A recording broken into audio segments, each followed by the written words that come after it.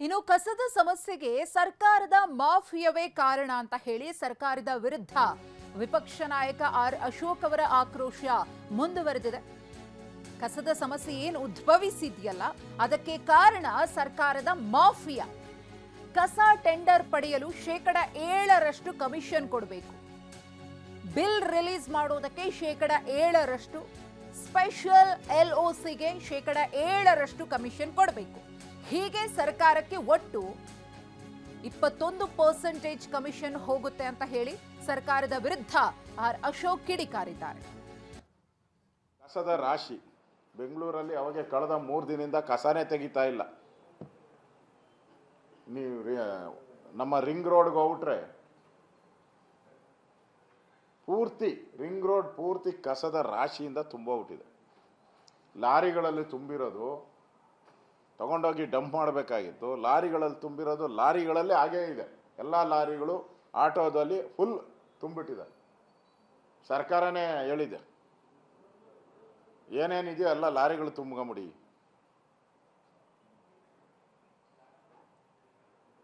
ಅಂದರೆ ಕಸ ಎತ್ತಕ್ಕೂ ಬೆಂಗಳೂರಿನ ಕಸ ಗಾರ್ಬೇಜ್ ತೆಗಿಯೋಕ್ಕೂ ಯೋಗ್ಯತೆ ಇಲ್ಲ.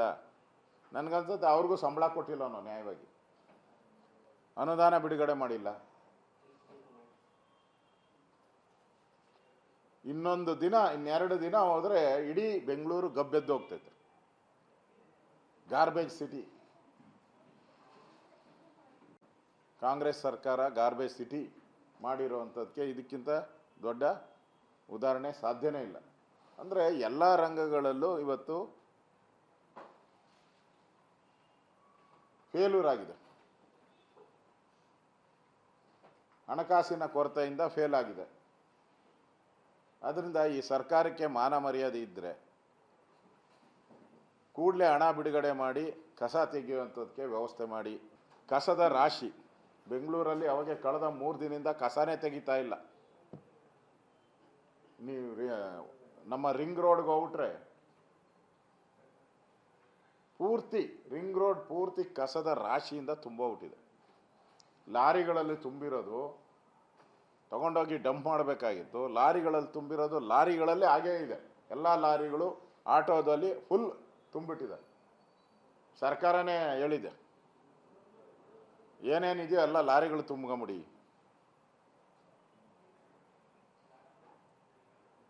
ಅಂದರೆ ಕಸ ಎತ್ತಕ್ಕೂ ಬೆಂಗಳೂರಿನ ಕಸ ಗಾರ್ಬೇಜ್ ತೆಗಿಯೋಕ್ಕೂ ಯೋಗ್ಯತೆ ಇಲ್ಲ. ನನಗನ್ಸುತ್ತೆ ಅವ್ರಿಗೂ ಸಂಬಳ ಕೊಟ್ಟಿಲ್ಲ ನಾವು ನ್ಯಾಯವಾಗಿ, ಅನುದಾನ ಬಿಡುಗಡೆ ಮಾಡಿಲ್ಲ. ಇನ್ನೊಂದು ದಿನ ಇನ್ನೆರಡು ದಿನ ಹೋದರೆ ಇಡೀ ಬೆಂಗಳೂರು ಗಬ್ಬೆದ್ದು ಹೋಗ್ತೈತೆ. Garbage city. ಕಾಂಗ್ರೆಸ್ ಸರ್ಕಾರ ಗಾರ್ಬೇಜ್ ಸಿಟಿ ಮಾಡಿರೋವಂಥದ್ದಕ್ಕೆ ಇದಕ್ಕಿಂತ ದೊಡ್ಡ ಉದಾಹರಣೆ ಸಾಧ್ಯನೇ ಇಲ್ಲ.